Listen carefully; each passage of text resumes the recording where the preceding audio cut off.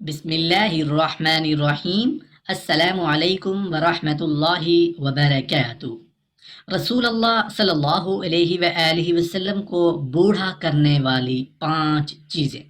محترم ناظرین، رسول اللہ صلی اللہ علیہ وآلہ وسلم اپنی جوانی کے دنوں میں ایک مرتبہ بہت کمزور اور بوڑھے نظر آنے لگے۔ بڑھاپے کے آثار آپ کے چہرہ انور سے صاف دکھائی دینے لگے۔ صحابہ کرام رضوان اللہ تعالی علیہم اجمعین سے نہ رہا گیا۔ آخر کار انہوں نے پوچھ ہی لیا کہ یا رسول اللہ، یہ تو آپ کی جوانی کے دن ہیں، آپ صلی اللہ علیہ وآلہ وسلم کے چہرہ انور سے بڑھاپے کے آثار نظر آنے لگے ہیں۔ یا رسول اللہ صلی اللہ علیہ وآلہ وسلم، آخر کیا وجہ ہے؟ رسول اللہ صلی اللہ علیہ وآلہ وسلم نے فرمایا کہ مجھے 5 چیزوں نے بوڑھا کر دیا ہے۔ محترم ناظرین، وہ 5 چیزیں کون کون سی ہیں جنہوں نے رسول اللہ صلی اللہ علیہ وآلہ وسلم کو جوانی میں بوڑھا کر دیا تھا؟ وہ 5 چیزیں بھی ہم آپ کو اس ویڈیو میں آگے چل کر بتائیں گے۔ حضرت کعب الاحبار رضی اللہ عنہ فرماتے ہیں کہ ہر روز سورج طلوع کے وقت 70,000 فرشتے آسمان سے اتر کر نبی کریم صلی اللہ علیہ وآلہ وسلم کی آرام گاہ کو گھیر لیتے ہیں، پھر استغفار کرتے ہیں اور آپ صلی اللہ علیہ وآلہ وسلم پر درود بھیجتے ہیں۔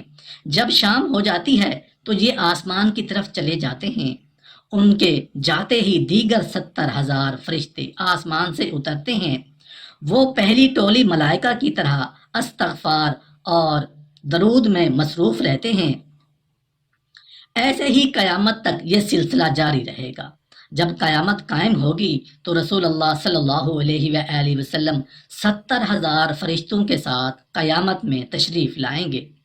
حضرت ابن عمر رضی اللہ عنہ سے مروی ہے کہ نبی کریم صلی اللہ علیہ وآلہ وسلم نے فرمایا کہ جب قیامت کا دن ہوگا تو اللہ تعالیٰ 7 آسمانوں اور 7 زمینوں کو دست قدرت کی مٹھی میں لے کر فرمائے گا، میں اللہ ہوں، میں رحمان ہوں، میں مالک ہوں، میں قدوس ہوں، میں مؤمن ہوں، میں محیمن ہوں، میں عزیز ہوں، میں جبار ہوں، میں متکبر ہوں، میں وہ ہوں کہ میں نے دنیا کی ابتدا کی حالانکہ وہ کوئی شے نہ تھی، میں وہ ہوں کہ پھر اسے لوٹاؤں گا۔ کہاں ہے بادشاہ، کہاں ہے جبار، یعنی سرکش لوگ؟ رسول اللہ صلی اللہ علیہ وآلہ وسلم نے فرمایا کہ قیامت میں اللہ تعالیٰ آدم علیہ السلام کو فرمائے گا، اپنی اولاد میں سے نار کے باعث بھیج۔ وہ عرض کریں گے، اے باری تعالیٰ، باعث کیا ہے؟ اللہ تعالیٰ فرمائے گا، ہر 1000 میں سے 900 کو اور اس کے ہر 100 میں سے 99 دوزخ میں بھیج دے، صرف ایک ہی رہ جائے گا۔ یہ سن کر ہر بچہ بوڑھا ہو جائے گا، ہر حمل والی اپنا حمل ڈال دے گی۔ اس وقت تم لوگوں کو دیکھو گے جیسے نشہ میں ہوں گے، حالانکہ وہ نشہ میں نہ ہوں گے، لیکن یہ اللہ تعالیٰ کے عذاب شدید ہے۔ صحابہ کرام رضی اللہ عنہم نے عرض کی، یا رسول اللہ صلی اللہ علیہ وآلہ وسلم، وہ ہر 1000 اور ہر 100 میں صرف ایک بچ کر رہنے والا کون ہے، اور ہم میں سے وہ کون سا خوش نصیب ہوگا؟ آپ صلی اللہ علیہ وآلہ وسلم نے فرمایا کہ 1000 یاجوج ماجوج میں سے وہی ایک تم ہوں گے، اور تم گزشتہ امتوں میں سے ایسے ہوں گے جیسے سفید بالوں میں ایک سیاہ بال، یا سفید بالوں والے بیل میں صرف ایک سیاہ بال والا بیل۔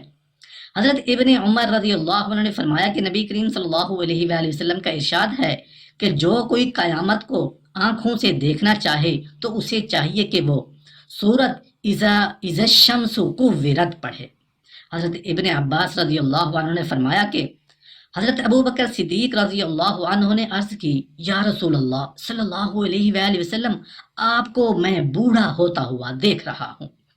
آپ صلی اللہ علیہ وآلہ وسلم نے فرمایا، مجھے سورہ ہود، سورۃ الواقعہ، سورۃ المرسلات، سورہ عما یتساءلون اور سورہ اذا الشمس کوورت نے بوڑھا بنا دیا ہے۔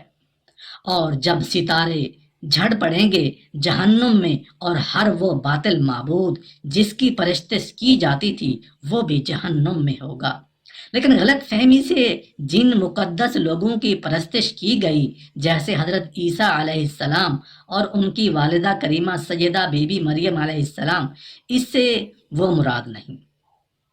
حضرت ابن عباس رضی اللہ عنہ نے اذا الشمس کورت کی تفسیر میں فرمایا کہ اللہ تعالیٰ سورج اور چاند اور ستاروں کو قیامت میں دریا میں لپیٹ کر ڈالے گا اور پھر دبور یعنی ہوا کو بھیجے گا، جس کے چلنے سے آگ کے دریا میں وہ بھی آگ بن جائیں گے۔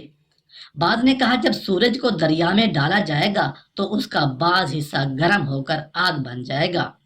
حضرت ابو حریرہ رضی اللہ عنہ نے فرمایا کہ نبی کریم صلی اللہ علیہ وآلہ وسلم نے فرمایا کہ سورج اور چاند قیامت میں لپیٹے جائیں گے۔ حضرت ابی بن کعب رضی اللہ عنہ نے فرمایا کہ قیامت سے پہلے 6 نشانیاں ظاہر ہوں گی۔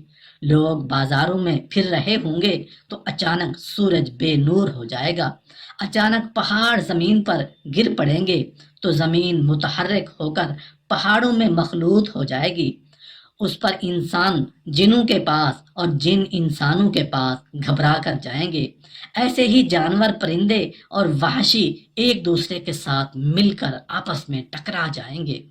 اللہ تعالیٰ نے فرمایا وَإِذَا الْوُحُوشُ حُشِرَتْ، اور جب وحشی جانور جمع کیے جائیں گے اور وہ آپ میں مخلوط ہوں گے، وَإِذَا الْعِشَارُ عُطِّلَتْ، اور جب تھلکی یعنی گابھن اونٹنیاں چھوٹی پھریں گی تو ان کے مالک انہیں چھوڑ کر رکھیں گے، اور جب سمندر سلگائے جائیں گے جنات انسانوں کو کہیں گے ہم تمہیں خبر لا کر دیتے ہیں، جنات سمندر کی طرف چل پڑیں گے، دیکھیں گے کہ وہ اچانک آگ ہو کر جوش مار رہا ہے، وہ اسی حالت میں ہوں گے کہ زمین پھٹ جائے گی، یوں ہی 7 زمین پھٹ جائیں گی، اور یوں ہی پہلے آسمان سے لے کر 7ویں آسمان تک پھٹ جائیں گے۔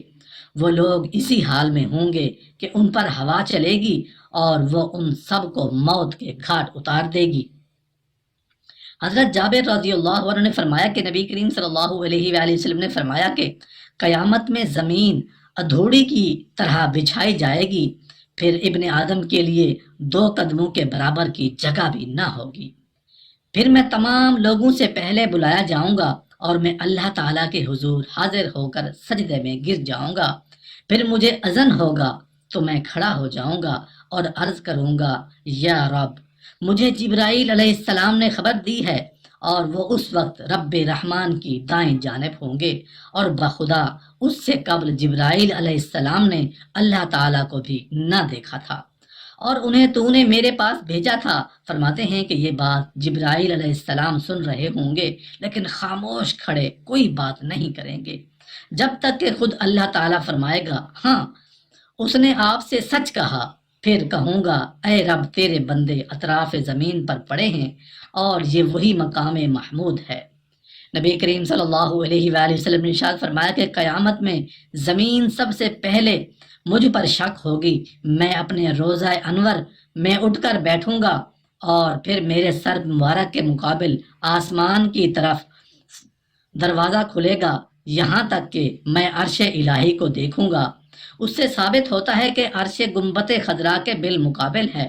پھر میرے لیے زمین کے نیچے سے دروازہ کھلے گا تو میں نیچے 7 زمینیں دیکھوں گا یہاں تک کہ تحت الثرى دیکھوں گا۔ پھر میری دائیں جانب کی طرف دروازہ کھلے گا تو میں بہشت اور اپنے یاروں کی منزل دیکھوں گا۔ پھر زمین تھر تھرائے گی، میں اسے کہوں گا یہ کیا کر رہی ہے؟ عرض کرے گی میں اللہ تعالیٰ کے حکم ہے اور میرے پیٹ میں جو کچھ ہے میں اسے باہر پھینکوں اور اسے ان تمام چیزوں سے خالی کر دوں تو ویسے ہو جاؤں جیسے میں پہلے تھی، اسی لیے اب میرے اندر کوئی شے نہیں،